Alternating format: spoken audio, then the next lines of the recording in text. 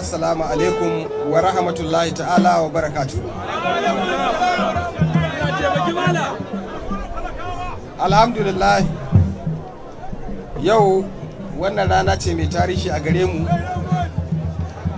ba wai kai ga masarautar Haɗeja kawai ba, ga jihar Jigawa baki daya. Domin wannan guri shine wani guri guda ɗaya tilo da ake wannan gasa ta kamun kifi a jihar Jigawa. Wannan kusan shine karo na uku da aka yi wannan al'amari bayan shekara 20. Na sani an yi wata shekara kafin nan, an yi a shekara ta 2015, kuma ga shi yau kusan bayan shekara 8 ana ƙara yinsa. To a ƙudurinmu na gwamnati, wadda harkar noma da su da kiwo yana ɗaya daga cikin ƙudurinmu guda 12.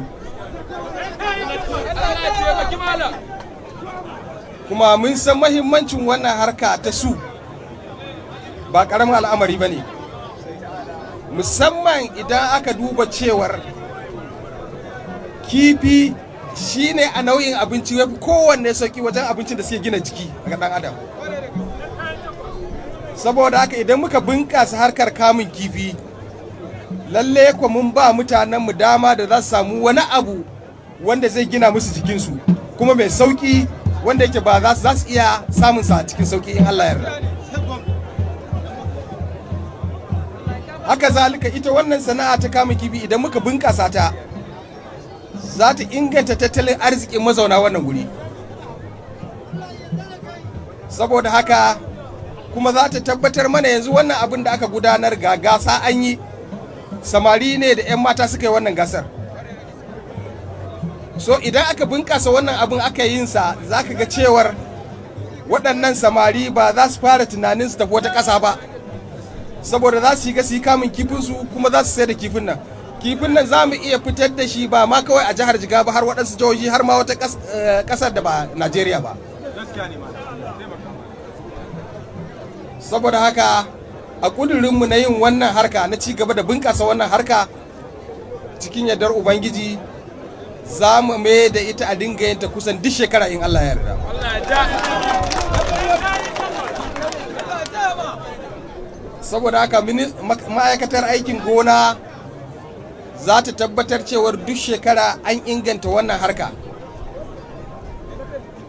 Kuma kamar yadda mai martaba sarki ya umarta, cikin yardar Ubangiji za mu ba ma'aikatar gona umarni da ta duba wurare daban-daban da ya kamata a yi wannan harka ta kamun kifi. So za mu yi ƙananan harkoki na kamun kifi daga baya, duk wadda suka samu nasara a nan a wurare daban-daban za mu zo nan a yi a na ƙololi a nan gurin.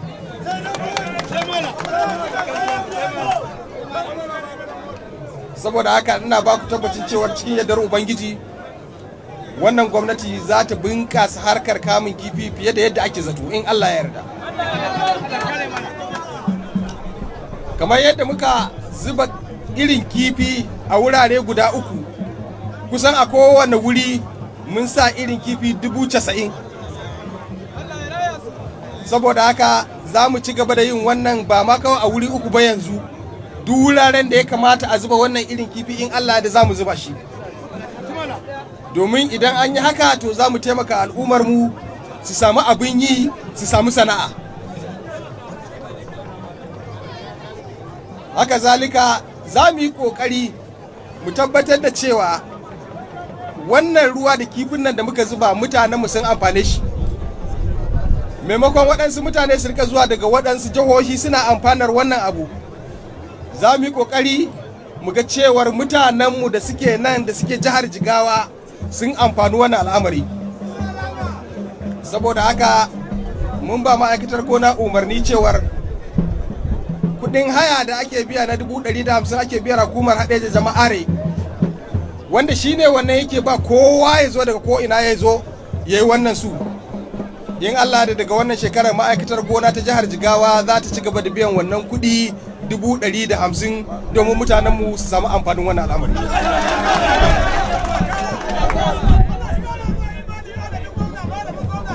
Saboda haka wannan harka ta kawun kifi in Allah da ita ma yadda muka ɗaukaka harkar noma da kiwo ita ma in Allah da zamu ga yadda zamu bunƙasa ta. Za mu umarci ma'aikatar gona ta fito da wani tsari wanda zai tabbatar da cewar ita ma wannan harkar kamun kifi an ba ta kulawa ta musamman kamar yadda aka ba sauran ayyuka na aikin gona.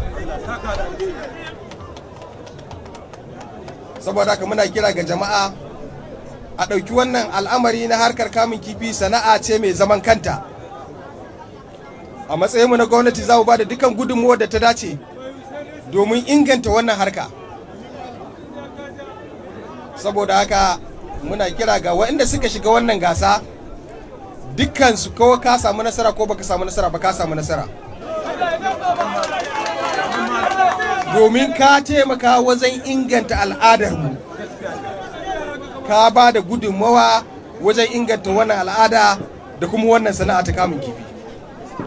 Saboda haka duk wanda ya shiga wannan gasa muna taya ku murna, saboda Allah ya ba ku ikon shiga kuma kun ba da taku gudunmuwar wajen ci gaban wannan al'ada da kuma wannan sana'a. Muna fatan Allah ya saka muku da alkhairi.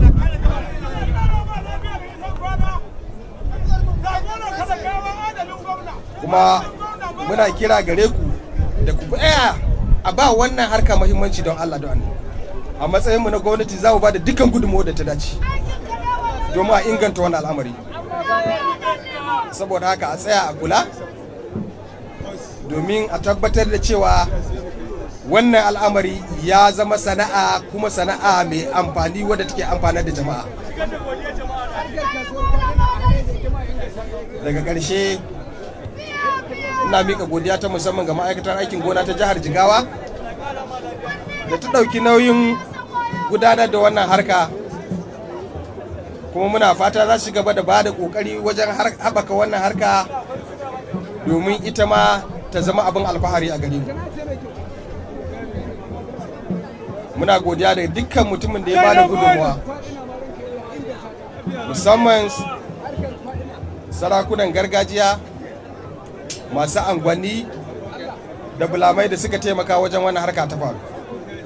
Haka zalika sarakunan ruwa da suka ba da gudunmawa wajen ci gaban wannan harka. Duka muna godiya, muna fatan Allah ya saka kowa da alkhairi. Mun gode kwarai da gaske yadda muka haɗu nan lafiya, muna fatan Allah ya mai da kowa gidansa lafiya. Wassalamu alaikum wa rahmatullahi ta'ala wa barakatuh.